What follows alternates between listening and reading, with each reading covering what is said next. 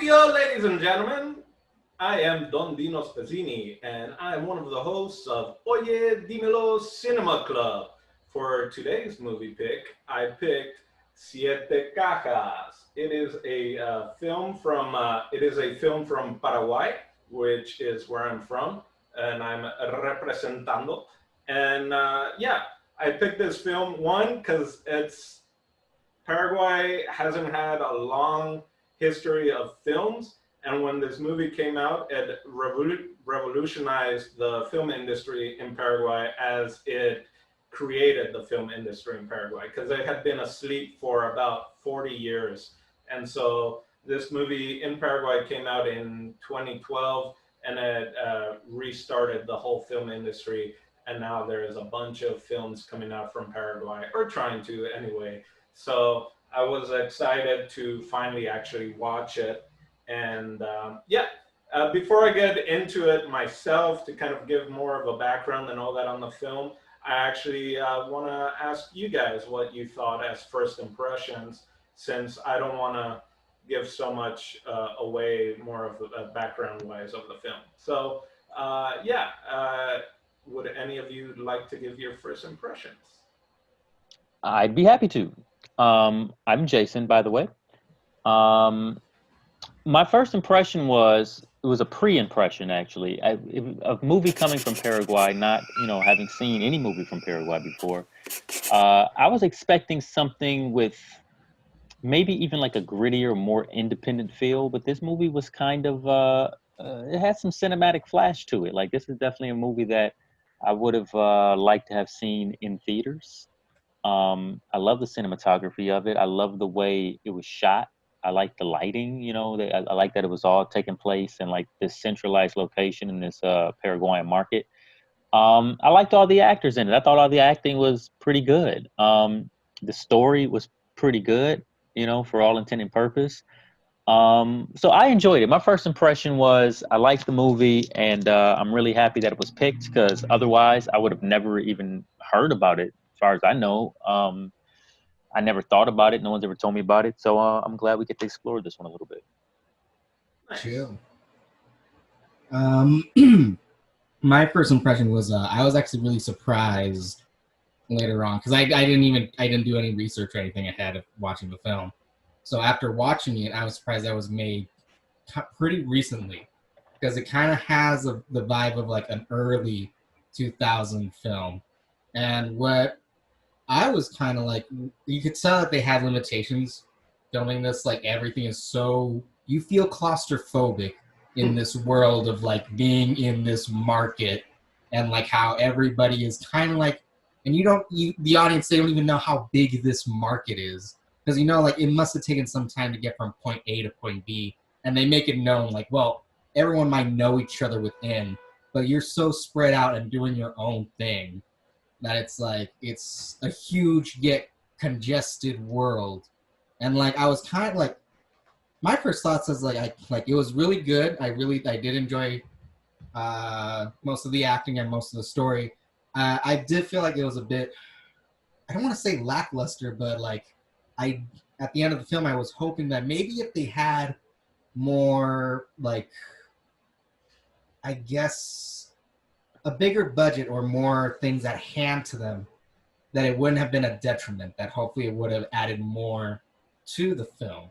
Because I did feel like there was stuff like just slightly off or slightly missing. But I don't know if that's part of the charm. So like, it's one of those things like sometimes if you limit someone, you actually get better work or better art from it because they're working from limitations or a place of that.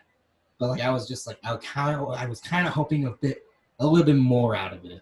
But overall, like no, I pretty much digged it, and I did not. There was a few things like I did not expect out of this film, so it did surprise me a few times. So hi, I'm Steve. By the way, that was JP talking, and. And my first thought of the movie, I also didn't do any research or nothing. I didn't watch a trailer. I didn't even read the description. I was just like, 7 boxes. Okay, at some point, 7 boxes are going to show, and I'm going to make sense of all of it. And at first, I didn't even want to watch it with subtitles. So I'm like, oh, I know Spanish.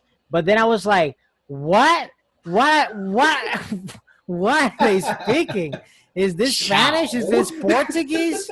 Is this both? Is this I was so confused in many moments of this film, and there were so many things about this film that made me laugh, like little scenes that happened, that I was like, yeah, this film got like a little bit of everything. Like there's drama, and there's thriller, there's like a little bit of comedy here and there, and I really appreciate this film because again, I wouldn't have watched it if it wasn't for this. So my first thoughts were like that. I was just like confused, but like along with the ride. I was like, where is this gonna take me? Let's see. Let's check it out. So yeah, those are my first thoughts. So luckily, it's good that there were subtitles in English. Yes. Because Nice. I was confused like crazy. Yeah. So And in, not, mhm.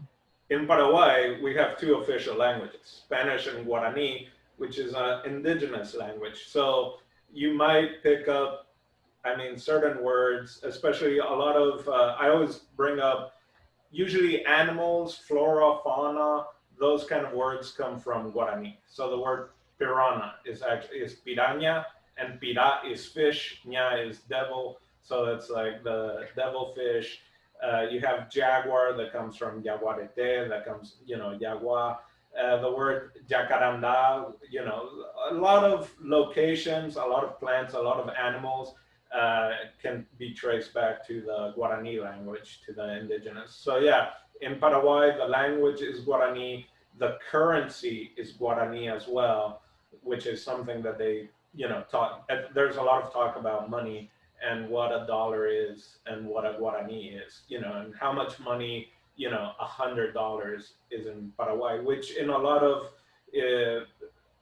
developing nations, if you will, or just, places outside of the U.S., $100 is a lot of money. Actually, in the U.S., $100 is a lot of money that just gets thrown around for whatever reason. So that I'm glad you brought up the language thing because I was gonna ask the Spanish speakers about that. Jason, it's interesting that Jason thought that it felt big budget or that it was something he would see in the movie theater, whereas JP was thinking that it was kind of low on the budget spectrum.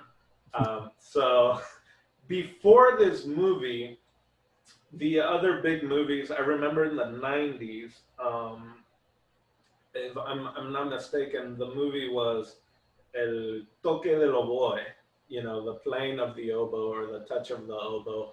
And all the movies that were kind of in the 90s in Paraguay or were co-produced and mainly produced by Brazil or Argentina. So this was like the first major movie that made it outside of Paraguay to the international markets and stuff like that was actually fully produced in Paraguay. And yeah, it looks really well, but it shows the movie takes place in 2005, but it was shot around 2012. So that's why there's a little bit of that combination. And it was probably uneasy. El Mercado Cuatro, which is an open market, is the largest one in Paraguay, right? So yeah, you can get lost in there. And it's interesting you said that it felt claustrophobic. Because yeah, if you start going into those little alleyways, that's why there's a couple places in LA that when I first drove by, it's across, what's that park? It's down the street. I call it Arthur. when we've driven by with Jason and my other friends, I'm like, it's Little Paraguay.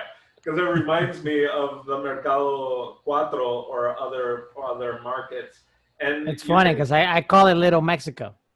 Well, yeah, that's what people call it. But for At me, the it's very intro of this movie, when they're scanning through the marketplace Yeah. to kind of give you a layout and feel for like the map of the market, I instantly said to myself, I'm like, oh, this looks exactly like MacArthur area that Dino talked about. This, I can see it. He's correct. only that it just Expansive. Keeps on, Yeah, but Yeah. it has that vibe for sure. To me, I mean, to me, just for that for that particular comparison, To me, it doesn't feel like MacArthur because MacArthur is a little more spread out, and this seems like more congested. You know? Yeah. So it's huge. Think of MacArthur, going for blocks and blocks and blocks, right? Because that's what Mercado Cuatro is. Yeah, and I What was city actually is that in, Dino? Asuncion in the capital.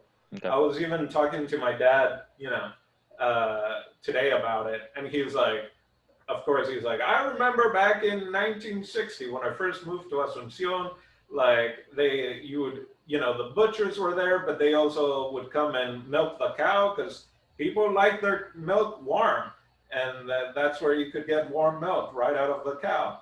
And he's like, and the women would come on their donkeys, la burrera. There's actual the statues that we need, guys.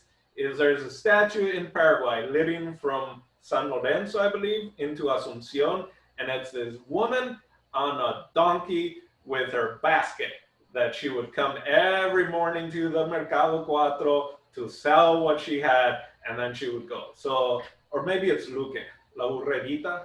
Yeah, anyway, so those are the types of statues we need. But yeah, so talking to my dad and just how it grew and it grew, and they started building all the little shops that you have, with the metal doors that swing up and down.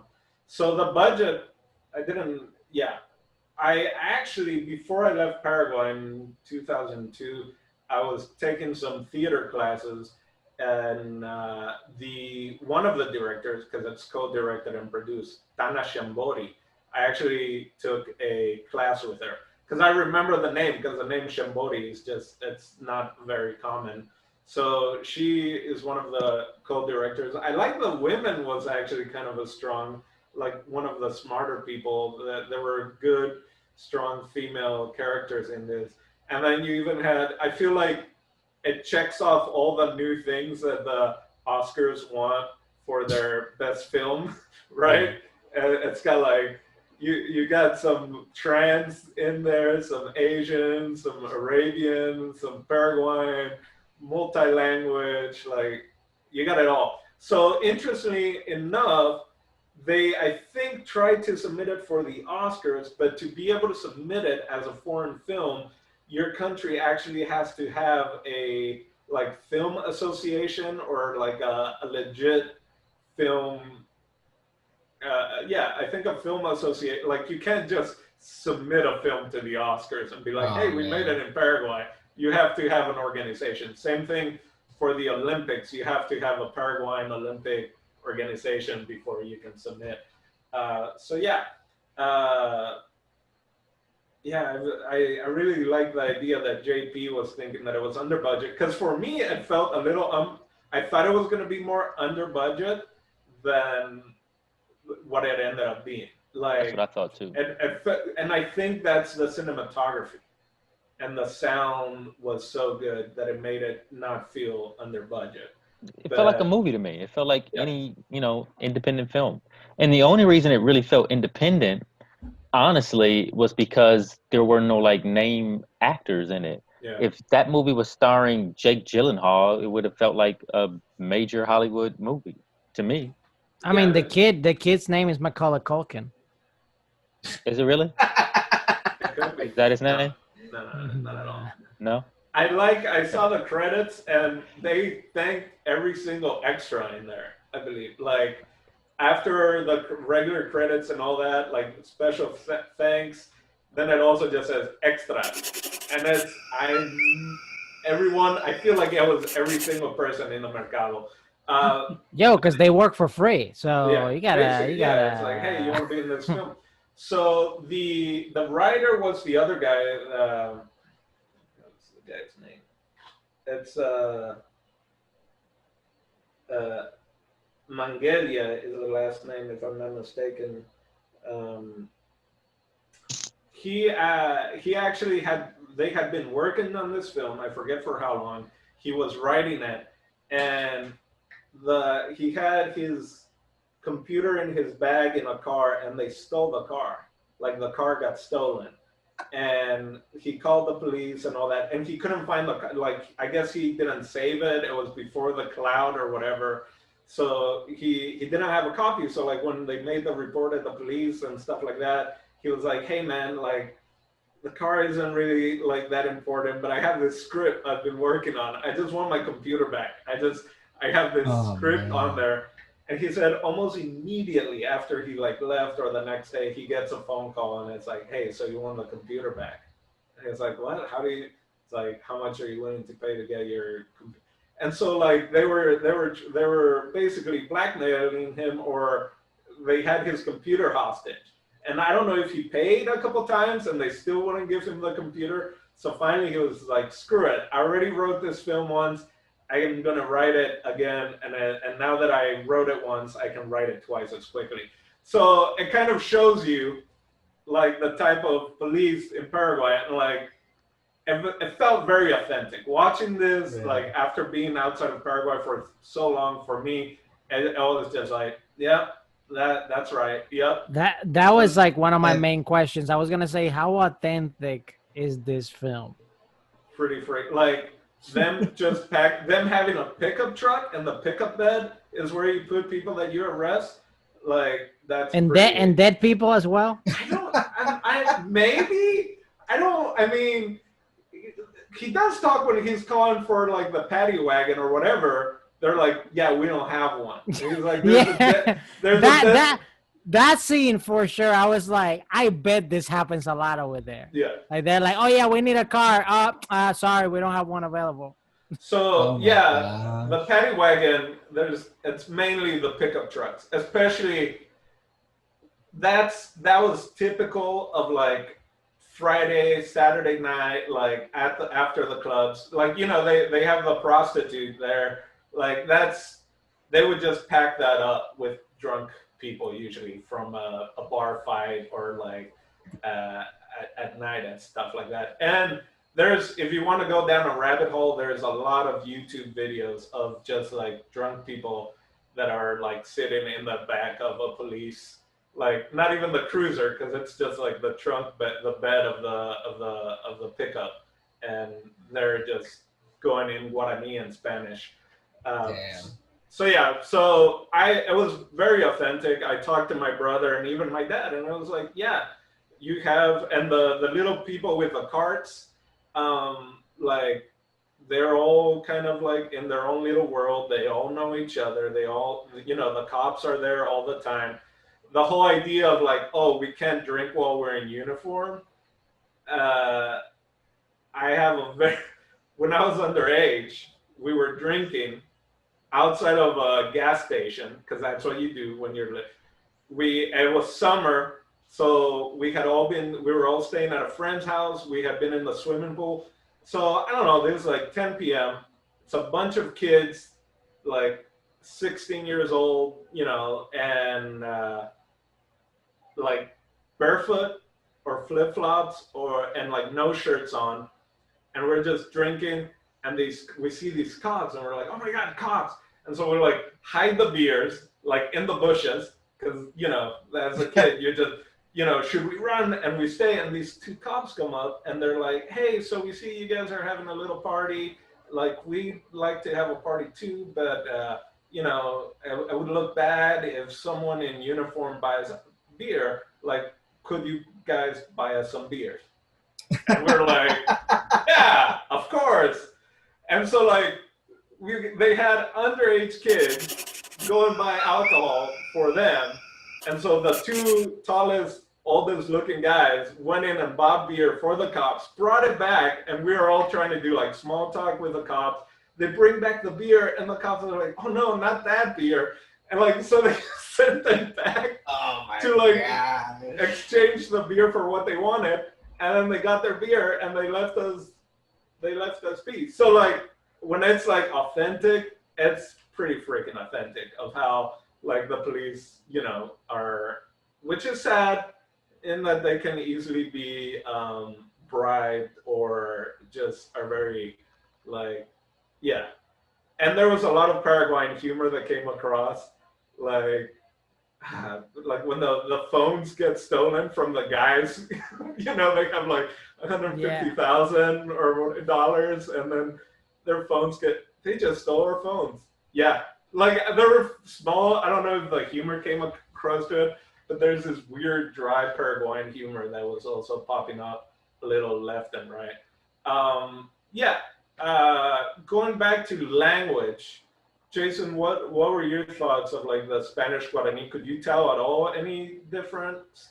Uh, Or so yeah, that's interesting. So as I was listening to it, I was like, this doesn't really sound like it's all Spanish because I just wasn't picking up on enough. And then every once in a while, I would pick up on like a Spanish phrase or some Spanish words, and I was like, oh, okay, maybe this is in Spanish. But then I started to think like, well, maybe the accents are throwing me because I don't know. You know what I mean? Like maybe it's dialects. So often when I like watch international movies like that, and there's like they're using dialects of languages I'm not super familiar with, I often think of movies like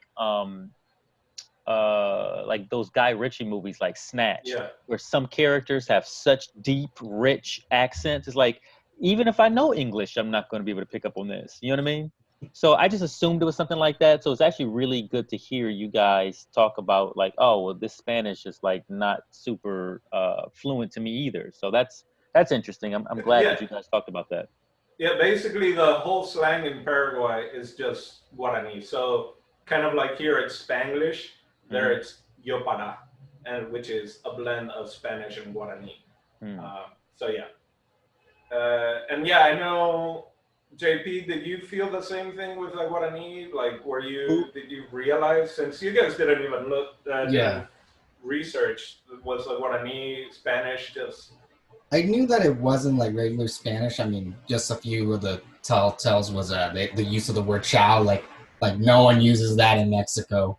But like it was weird because like there was a few moments where like because the subtitles are on Amazon Prime, like you can't get yeah, rid of yeah, them.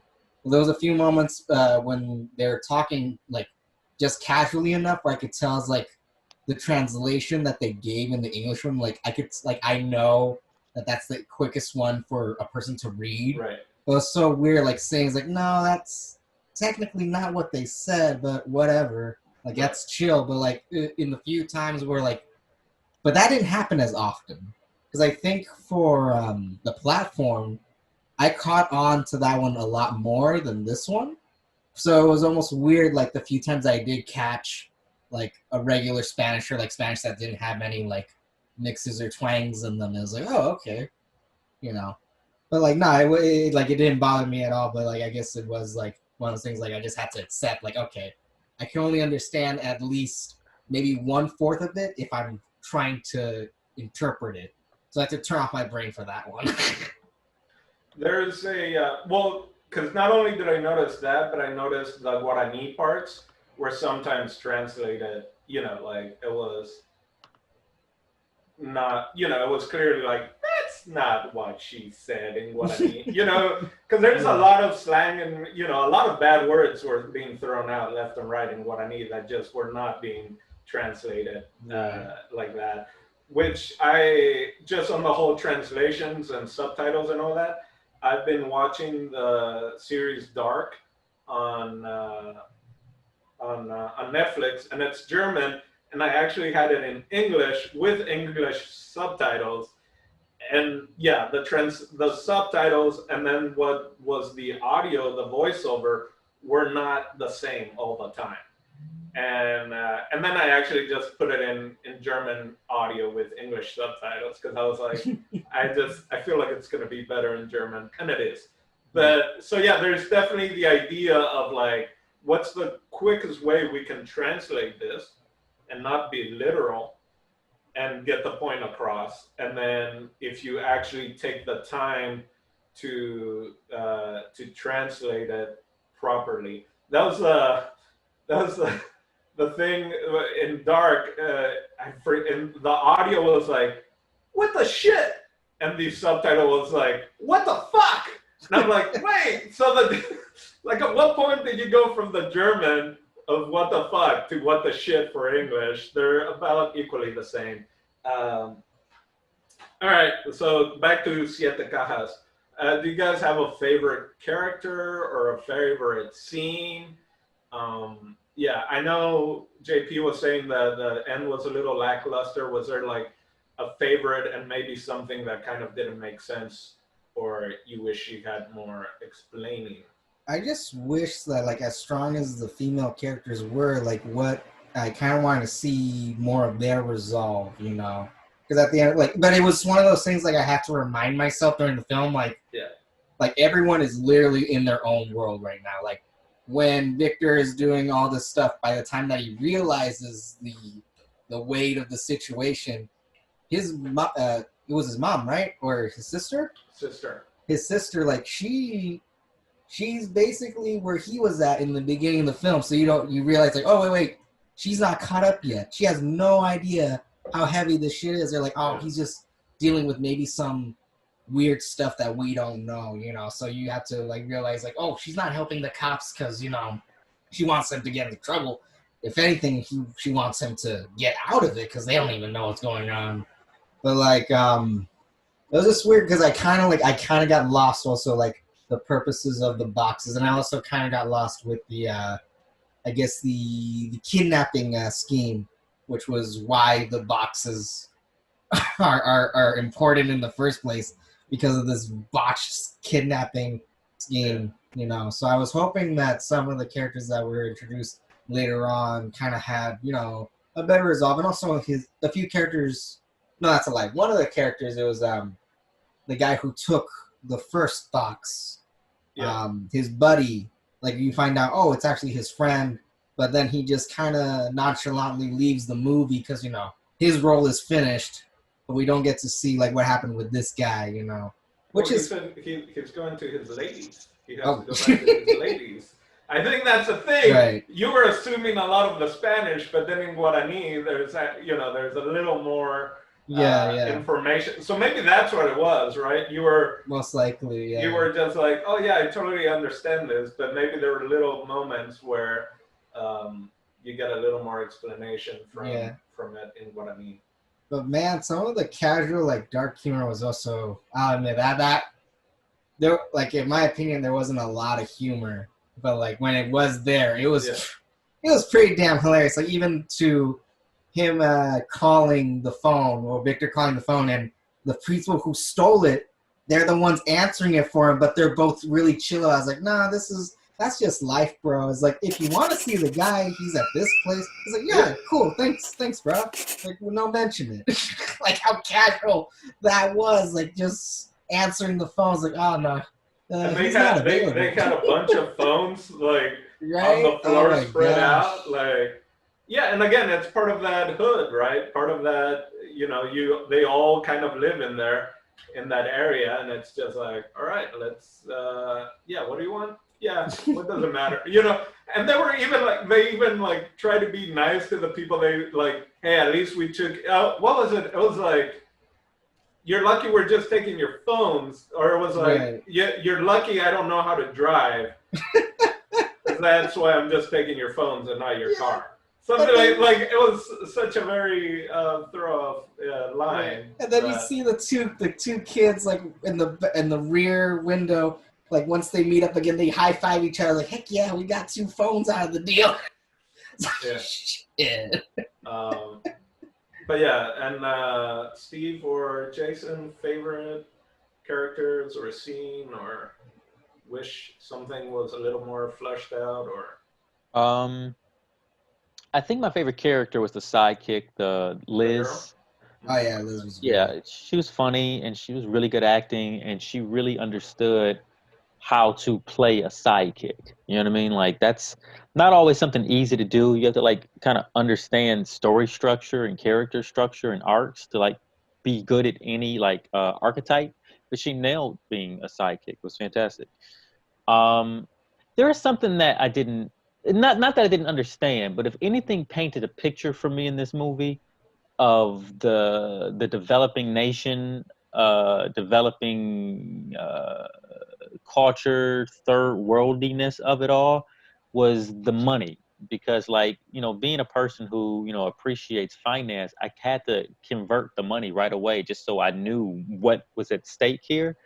And when I saw that, like, in 2005, really what they were talking about was $100, like, you know, that 600,000 Guarani or whatever is like $100. And then, like, at one point he makes a deal with these guys to basically give him $20 to help him find these boxes and help him find Victor. Yeah. And then he settles on giving them $50 a piece, and he's going after 250,000. So he's really getting over on these guys. I'm like, man, how hungry must these dudes be to run around with wheelbarrows all through the Paraguayan night for $50? They killing people. Out there, they murked. They murked the They trying to kill folks over $50 bills, dog. I'm like, That's it's like- real. It's real in Paraguay. If I wanted to know like one thing from one character more, it would be that girl. The Shank girl. Like that they show, you know. Oh yeah, Like She was about business. She had that Snoop from The Wire kind of vibe going on. Like, what's her? She shanked the like, security guard. They have like a close up of her face, and it's just kind of like sweaty and right. just, Oh like, god.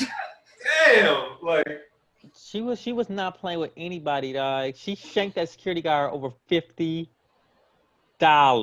They were out for blood. They didn't care. You They know that girl did time in a past life or something. well, Bro, that's the how many of them are actually actors, right? So the girl that plays the sidekick, I think she's the one actor-wise that's doing the most, especially internationally. She's done a bunch of movies since then internationally, even filming some, I think, in Santa Monica or whatever, from what her IMDb has. Steve, for you, favorite character or scene?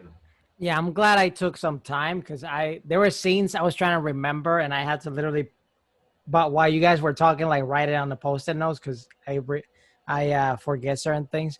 But there's so many like little nuances, things that you can explore within this world that was created. For example, like with this movie, you see the start of the obsession of not only being on TV, but like with like being on with smartphones, like basically like being with cameras and like obsessing about like the new technology. That was something very fascinating to me. That was like in a way that was like the real arc of the movie, because that we later find out that literally he's doing all this stuff not only to help his family and stuff like that, but he's doing it to like selfishly. He wants to like feel like he's worth something, and his worth is all about being on TV and having that exposure and everybody seeing him and stuff. The other thing that I found extremely fascinating was, which I'm glad that the movie actually touched that subject, because I was like, nobody's going to talk about this, but they mention it towards the end, which is when they tear the money that is basically worthless at this point. And they're running up and down doing all this stuff basically for like something that literally lost its worth the moment. Honestly, the moment he got ripped the first part, you can still sort of salvage it with some tape. But the moment he tore it again and then gave it to his sister, that's when I said, okay, he's never gonna get this money no matter what. You can tape it up and take it. If you take it to the back now, yeah, overseas, people are gonna be like, "What are you doing? Like, this has got to be fake." Yeah, like if you go to one of those teller guys, whatever, and goes like, "Here you go. Here's the pieces or whatever." Yeah. They're not gonna take that shit. Yeah. And then the other thing that I found extremely fascinating, that I bet a bunch of people overlooked the situation, was the restaurant. So the restaurant, I was hella confused because I was like, okay, this is Chinese food, but these people are clearly Koreans. And the people in the kitchen are Paraguayan women. Yeah. And to me, just that, and then when we get the scene that he's picking up the boxes, we see where they're getting all these meats and stuff from. I was like, man, if I'm in Paraguay, I don't know if I want to eat, because like, why? Like just because that meat was all exposed. That's why. It's just everything. Like even the scene that they're playing with the little fishes. Yeah. They're going like, ha ha ha ha ha, whatever. They're like, they're touching the food I'm going to eat. Oh, Steve, you must have never worked in a kitchen before. Oh, I worked in a kitchen Oh, before, man. And but you I worked, know, then you I already worked, know. but I I worked refuse. in an American kitchen with like a lot of rules and stuff. I saw also shit that went down there, but still, I was like, man, if America can't get it together, and now seeing this like side of Paraguay, I'm like, I'm scared to like try food in certain Are places. you thinking they didn't close up to clean the water breaking before they kept serving food? Oh, man. Wait, the water breaking? What was that? When she was about to give labor and the water Oh, broke. right, Yeah, right, right. whatever. Is that placenta? No, the Asian guy wanted her to keep working. Yeah. That It's was like- fucking. He goes, work through man. this They're birth, man. strict. Work through this. Like I, You know, I was worried I was going to be very racist with yeah. the Asian guy because, you know, Paraguay, any country can be pretty racist. But I was pleasantly surprised how all that was kind of handled and stuff like that. It didn't come off. I mean, there were cartoonish moments, but that was everywhere. There were very much. My brother was even saying it almost had a little anime to it at times. The characters seemed a little over the top, or just the cinematography maybe helped in that kind of way with the music. The little kid like running in the market for some reason gave me like a lot of like Aladdin type of vibes. Yeah. Cowboy Bebop, my brother was Yeah. saying. Yeah.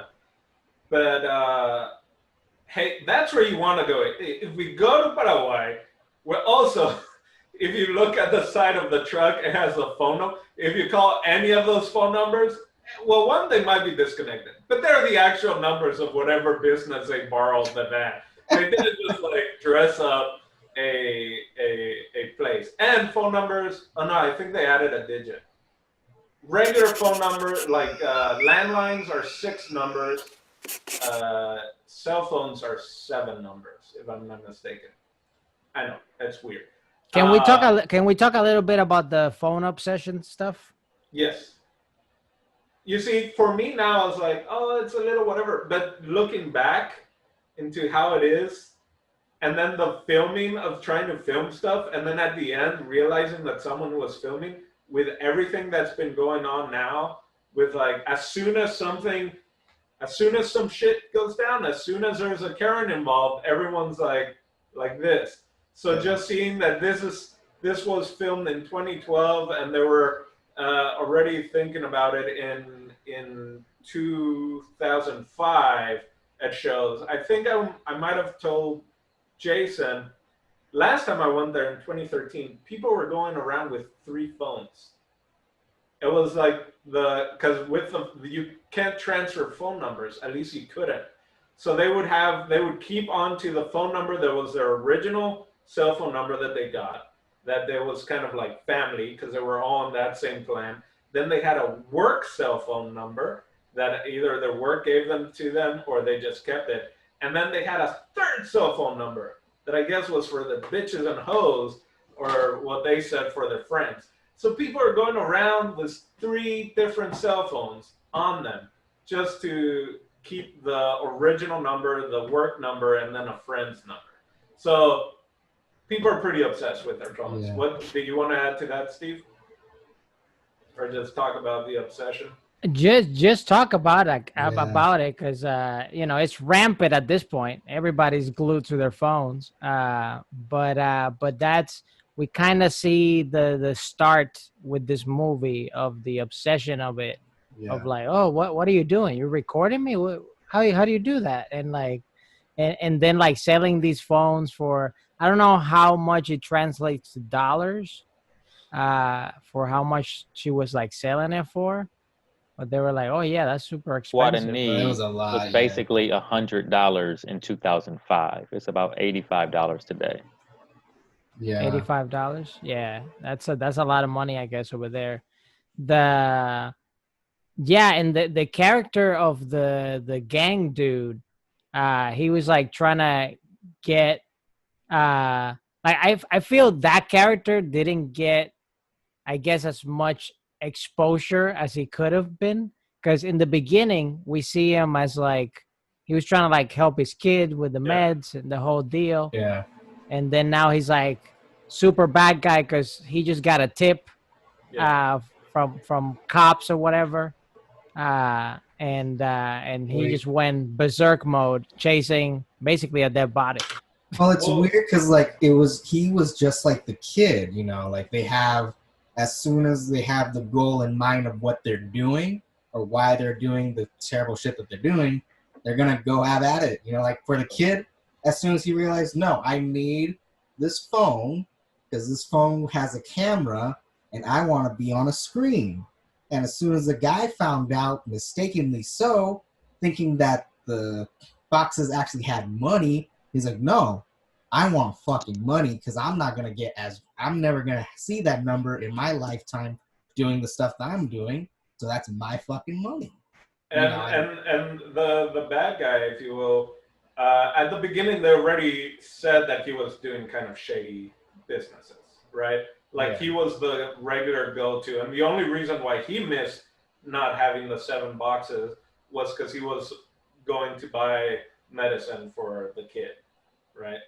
So it's not that he was like good to begin with, but what it did was it showed, I guess, the motivation behind, or part of the motivation, right? Like, and it's like he wants to take care of his family, so he's gonna kill people for $50, or you know. Or well, this is like in a retrospect kind of critique. Because I don't really like to critique writing too much, or you know how people decide they want to structure their story.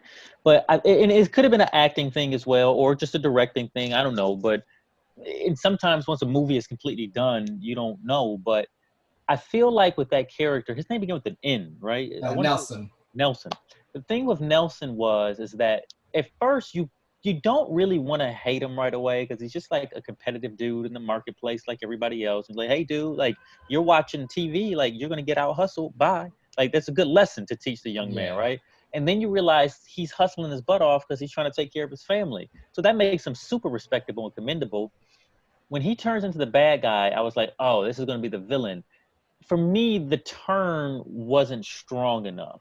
Like I would have liked to have seen his arc slowly descend into the villain. I agree with you. Right? As he became more desperate to help his child, then it was like, oh, I can actually root for the villain at this point. But they made him unlikable from the moment he didn't get that medicine and he stared down the pharmacist. I was like, I don't like this dude.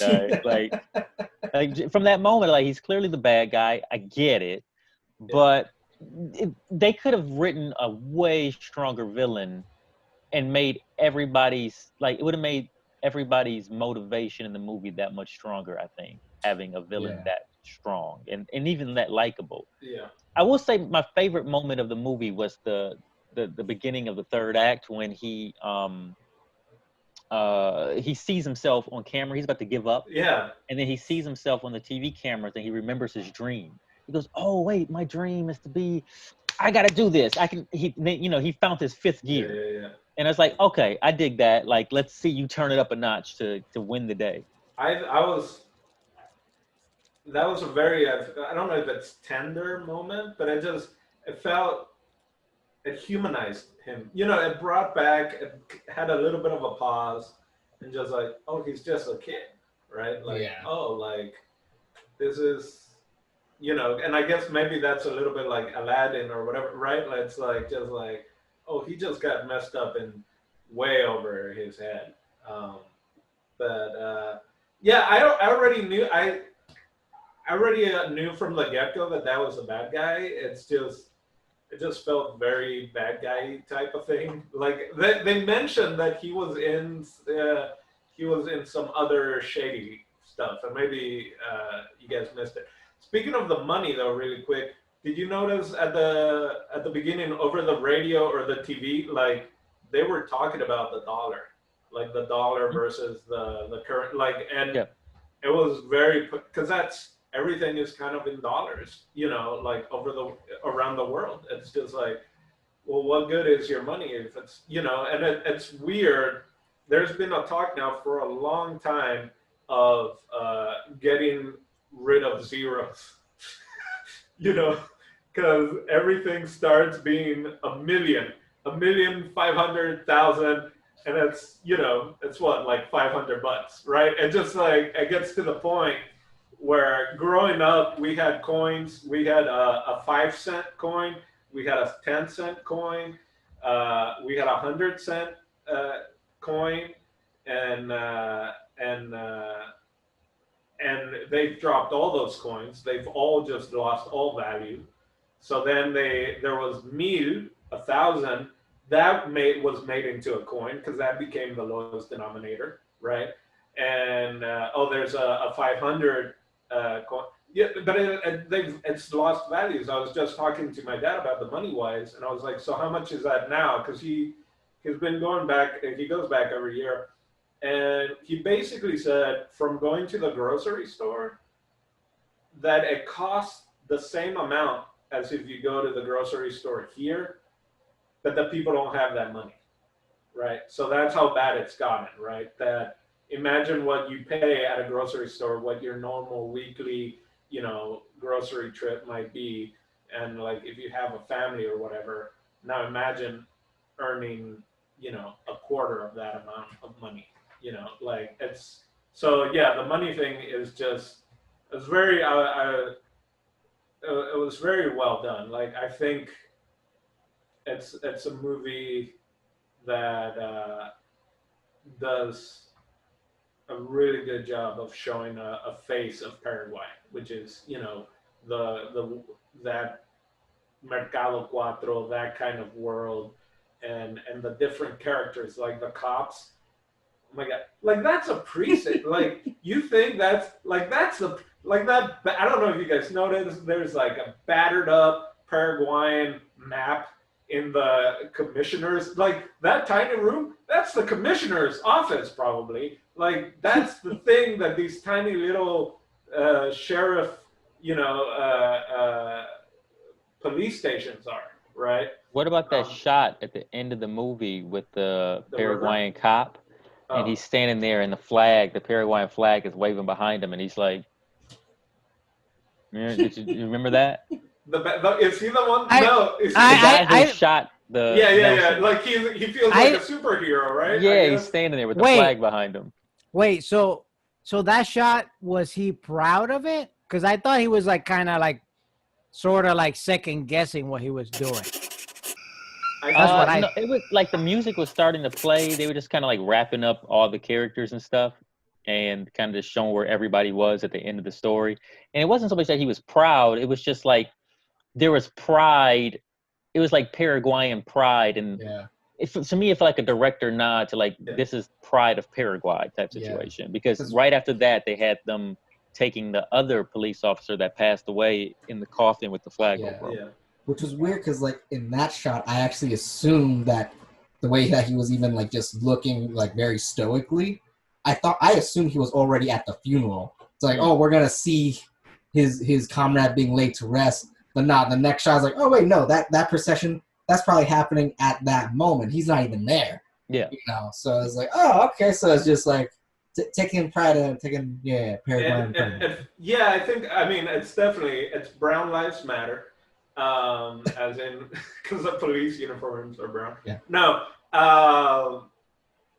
I think I think it's like this is my beat, right? Like I made it through the night, like this is my town type of thing. Like I think it was the pride in it, like I the stoicness of like he lost his partner, whatever, but just like I made it through. This is my, like no matter what, I'm this is my place, type of thing. I liked how I don't. I mean, spoiler alerts. I like some of the shots, like the guy on the boat in the river, trying to, Oh, that was great. And then yeah, the box yeah, floated by. That made me think about that movie, that Korean film, Sympathy for Mr. Vengeance. vengeance. Yeah, like that whole shot. The camera was going this way, the box was going the other way, and then he was going diagonal. It was like a painting, and it What felt part? What very part Korean. in? Yeah, I mean, there are definitely moments in the film where I'm like, I was like, yeah, the people making this also kind of film buffs, right? I It feel was like super dope. there That was were a a lot great of shot. moments, yeah, that were very nicely um, orchestrated. Uh, so as my final thought, I'm just yeah, because I could keep on talking about more stuff, but there. So in the Mercado Cuatro, you can get anything. Mainly, my dad would go there, or we would go, and he would buy fresh produce, right? He would buy, fruits, whatever. But you can get everything there.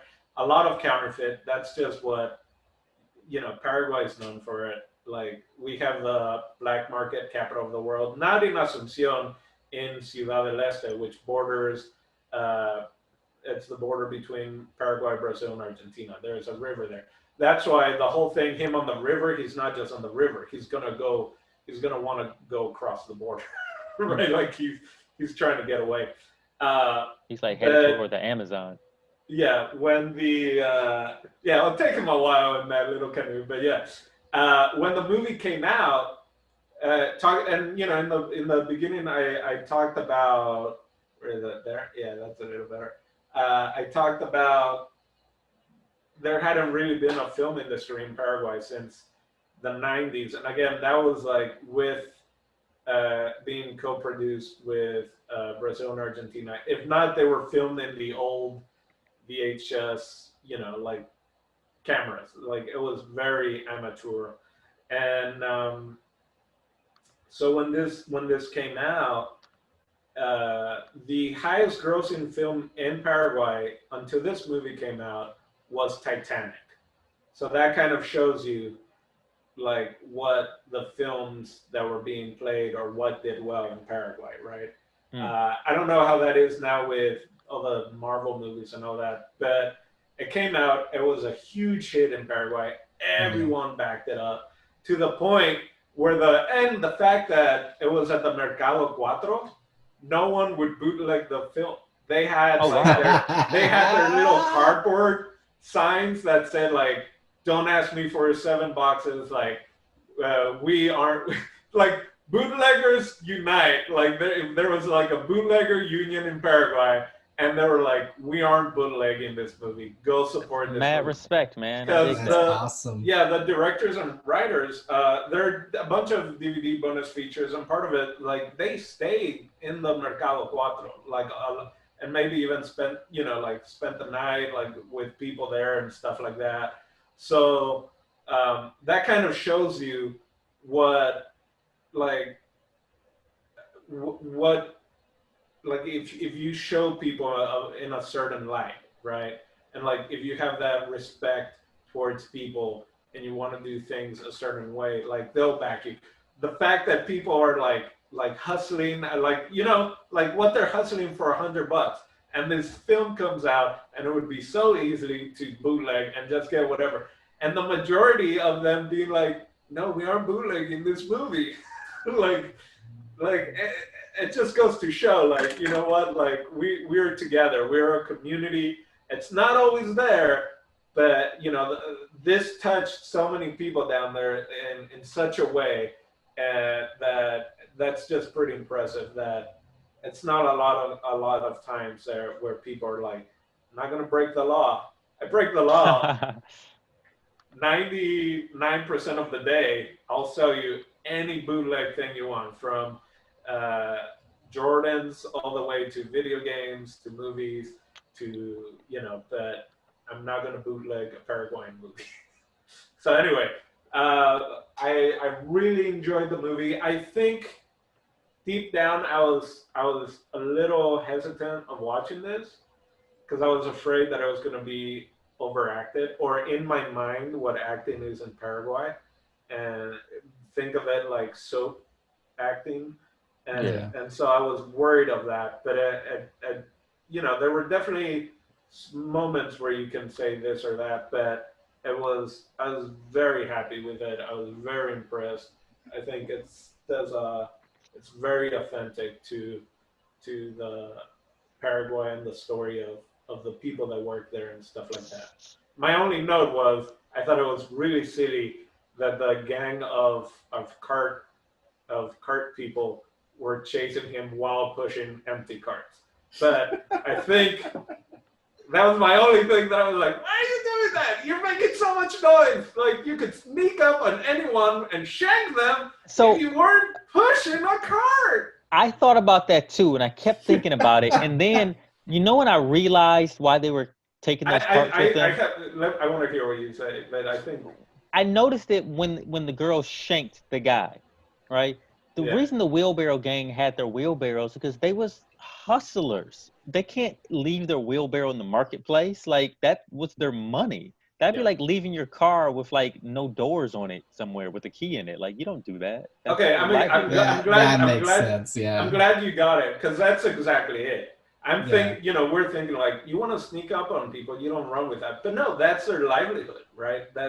If you don't have your card, it's not like they can lock that to a post, right? Like, that's so practical and true. I assume that it was more for aesthetic or theatrical purposes, like, oh, it's like a motorcycle gang. And that too, though, it is that. It's definitely talking to my brother. He was saying that it's aesthetically it's a shot, but I was like, no, but a lot of them either live on the streets there or very humble, very poor people. You can't put that on the side. That was one thing. Little side note, real quick. I know I was in the army. It was like a boot camp thing, and the mattress I had was like broken, like torn off. So I was gonna change my mattress, but we were required to bring your own bed sheets and stuff like that, and almost like uniform, toilet paper, all that. So I took my bed sheets off it and I put it on the side while I went to go look for another mattress to swap out. And when I came back, my bed sheets were gone. And this is in the army. And I'm like, where are my freaking bed sheets? Like, who would steal bed sheets in the army? And then I hunt someone down and they have it. I was like, yo, those are my bed sheets. What? It's like, yeah. And like, I had my initials on them and everything. Look. I was like, oh, well, they were just laying there. So and I told my dad, this is way back when I was like 17 and I had to do the boot. And like where this kid was from, which is kind of where my dad region, and he's like, yeah, for a lot of people, it's like, if it's just laying there, it must not, like, if you don't care about it, you wouldn't just have it laying there. So that means it's up for grabs, type of thing.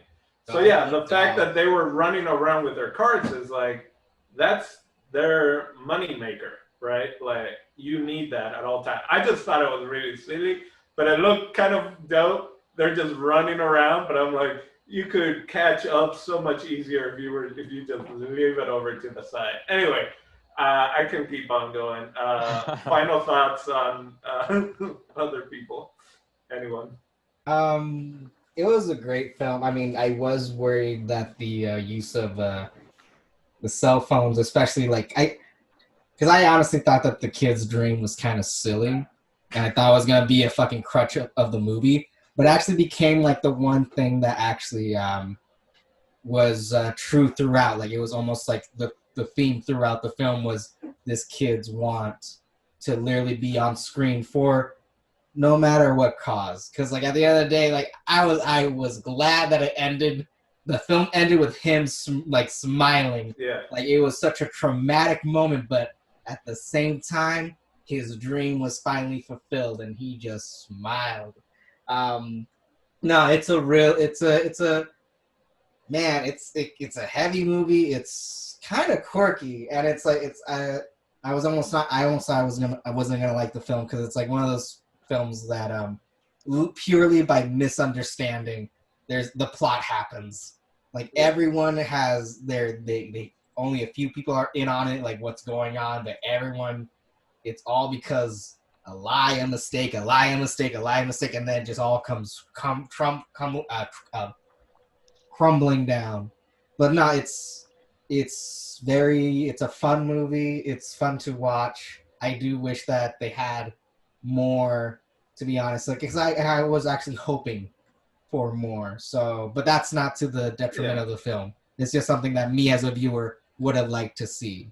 So yeah, totally 2 thumbs up. I digged it. I would have to watch again to try and comprehend the whole lechuga tomate thing. Like, Oh my god, that back and forth. like that's kind of the funny. Oh, there are a lot of code words also. A lot of the slang, Yeah. like lechuga and tomate. Like one is the money, one is the body, right? Or spoiler, right? And when he fucking says it, like, oh, she's sleeping like a tomato. I was like, you fucking idiot. Anyway, yeah, or fresh as a lettuce. I forget what it was. It was something like that. It was, Fresh as lettuce. Yeah. So dumb. Anyway, so yeah, some of those slangs and stuff like that. Again, I thought it was very authentic in the words, but yeah. And Steve. Well, what can I say? This film is absolutely amazing. I really, really enjoyed this film. Just piggybacking on what JP said, I did like the theme throughout of what this kid's dream was, and it reminds me, even though I grew up poor, but in comparison to like Paraguay poor and Puerto Rico poor, is astronomically, gigantically different from how I grew up. And the kid really reminded me of me a lot. And just seeing like his particular dream and like what he wanted and stuff. I'm happy that in the movie it ended up with like a happy moment and a smile, even though he's like in a hospital all fucked up and all that stuff. But it shows me that sometimes our what? What was that? Crime pays. Sometimes crime pays. No, go on. Sorry. No, so sometimes our dreams could be, if we don't see it from a different perspective, if we just see it from the perspective of illusion, and that's what we want. If we don't see the other perspective of it, sometimes you can't see how not necessarily delusional your dreams are, but just how unnecessary they are. Meaning, like the entire movie, I was like, does this kid have a house? Like, can he like eat on a regular basis? You know, that like basic things that humans need. He wasn't necessarily like even thinking about those things. It was more like, I want the stuff, I want the material, I want the phone, I want to be on TV, I want to give the perception of success, which is a lot that a lot of people chase. In America and outside of America, like I seen more people that literally drive a BMW and have a crazy mortgage that they can barely afford just to keep up with the Joneses. And this movie really like has that message like encoded there. It's not blatant in front of your face, but if you see just the little nuances, it shows like that aspect of human nature that sometimes we desire a lot of things that we don't actually need. But going the chase is the thing that keeps us alive. So at the end of the day, there's no right or wrong. It's more like it gave me like a chance to reflect, because I could see myself 15, 20 years ago being in that chase that kid particularly was, without necessarily thinking about my basic needs or whatever, because I always thought they were always going to be met. So yeah, and final thought, great movie. Definitely will recommend. I will definitely rewatch this movie again. I think it's a great piece of film, and I'm still lost in the Guarani, but I got at least 70% of the movie. Yeah, it's so he wanted the film, he wanted camera and all that, and the girl at the very beginning, she was hungry. She was wanting money, you know. She was, and then her savoring that, like, yeah, I feel like there was a lot of honesty behind the different characters. Yeah, and she was like, and so good, like even like kind of teasing him, and he didn't care. He was just like in his chase, you know. Yeah, because she asked him for money to get the food, and in his mind, he's already, nah, I'm saving for that phone. And legit, that has happened to me. Like I've been like so in like a flow or a focus that I forget to eat for hours. Yeah. Sometimes it has happened that days have gone by and I'm like, did I even eat like in the last day or two, you know? Especially when you wear the tank. I'm like, I don't know the last time you've eaten, man. You should have a burger or something. One add-on I would say, especially at the very beginning, the bad guys are talking. Bad guys, the butcher, and all that, and if they get caught, they mention Tacumbu, which is a Guarani word, which is the biggest prison in Paraguay. There aren't that many prisons, and it's not like here, but Tacomu, yeah, I remember you Tacumbu. mentioned that. And that there's a episode on World's Toughest Prisons on Netflix that just came out on Tacumbu. So Is a new episode? Yeah, a new episode that came out for the new season or whatever. Just came out. Yeah, I stopped watching World Toughest Prisons. I used to watch it years ago. I binged it for like 3 days straight, and I was like, nope, I'm done with prisons forever. Well, if you wanna check out what a Paraguayan prison is like, I might check it out for old time sakes. It's really sad. So yeah, that's it. And just because you mentioned of like, do they have a place to sleep or eat? Right now with COVID, Paraguay was doing pretty well actually, and there was some horrible stat the past week or whatever, like every hour or every 2 hours there's 1 or 2 deaths. And even before that, when they were trying to close down, you can't really close the Mercado Cuatro, but people stopped going, right? Like you see that older white lady at the beginning that has money or whatever, like they won't go out anymore. So all these kids, mainly kids that are working as the, like you were seeing pictures of them going in the trash, like trying to look for food and stuff like that. So, yeah, I enjoy that this movie has I guess we forget the people that are doing certain jobs that, like, yeah, where do they come from?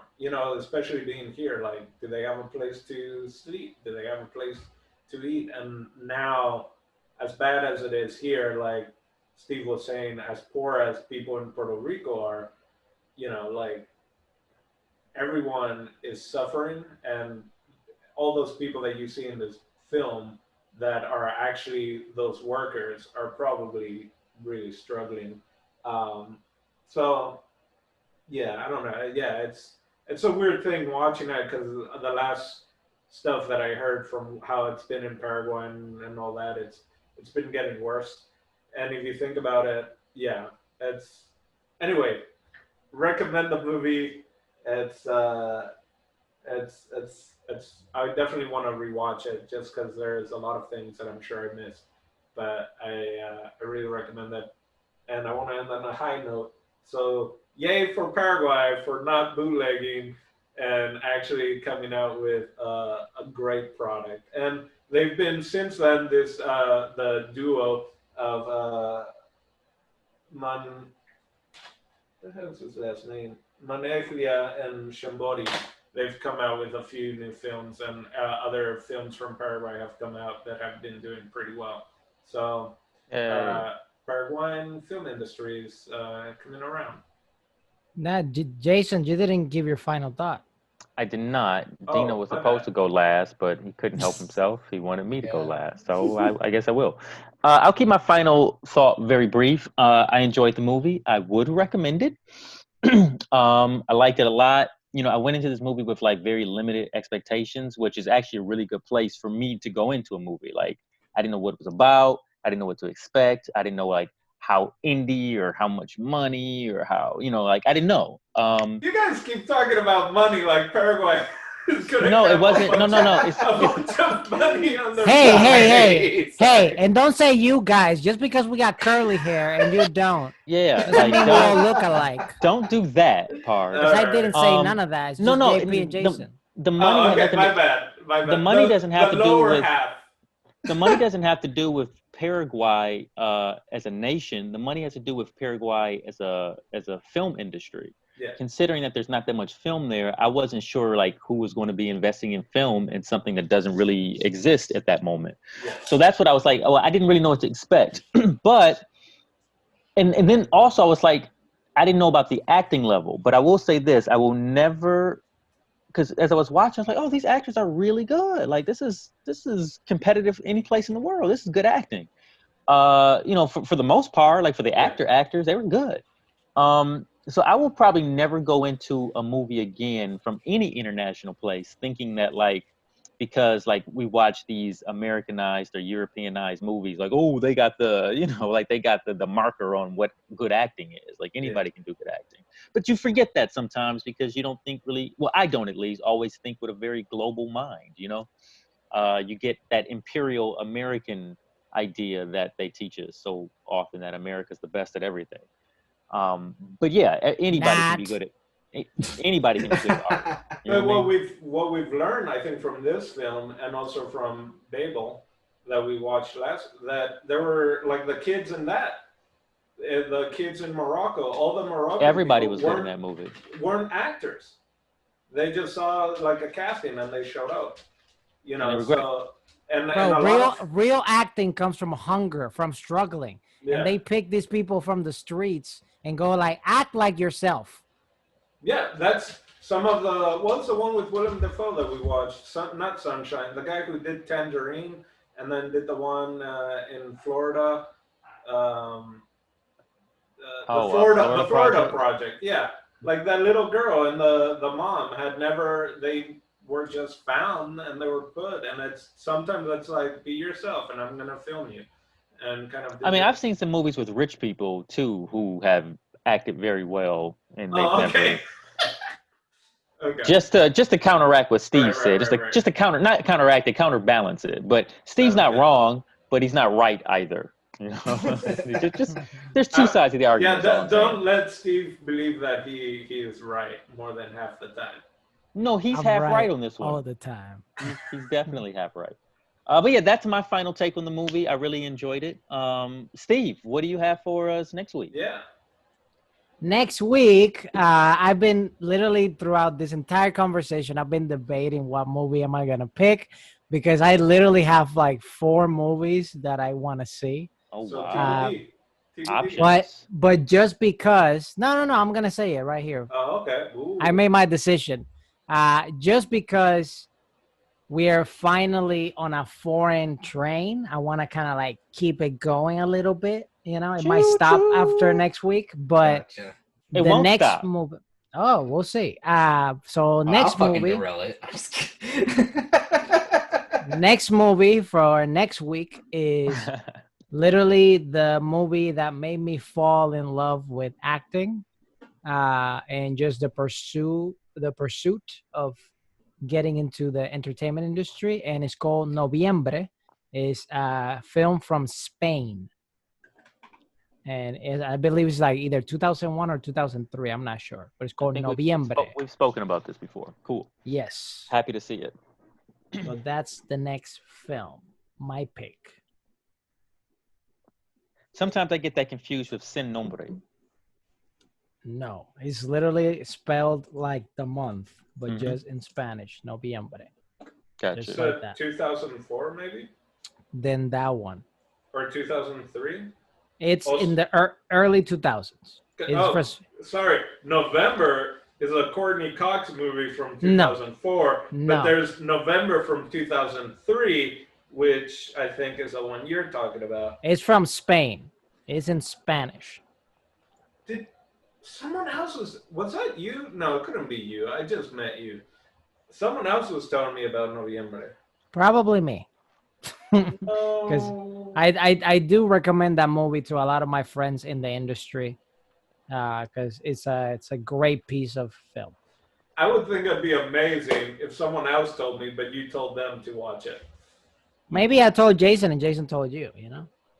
No, I don't think so, but maybe it's I was going to say my other Mexican friend, not that you're Mexican, but, you know. Hey! I am not Mexican, sir. You know, don't push my buttons. It could be Aaron. Jason knows Aaron. Hernandez? No, Alonso. Oh, okay. Hernandez is a football player, Dino. Yeah, football player. That was Steve's attempt. There's more humor. than one Aaron Hernandez, by the way. Nope. Aaron Hernandez. You guys not with a documentary. that are alive. At least there are. I can list like 5 of them. I only know one. You know what I'm saying? Aaron Hernandez. And not personally. Oh my God. But yeah, that's the movie for next week. We'll see you next week. I'm sure you can cut this a little earlier than the whole. Hey, I'm Jason Eccles, and thanks for watching the Dimelo Network. There are many videos here to watch. Pick one, click it, don't go anywhere until you do, and then subscribe. We're happy to have you.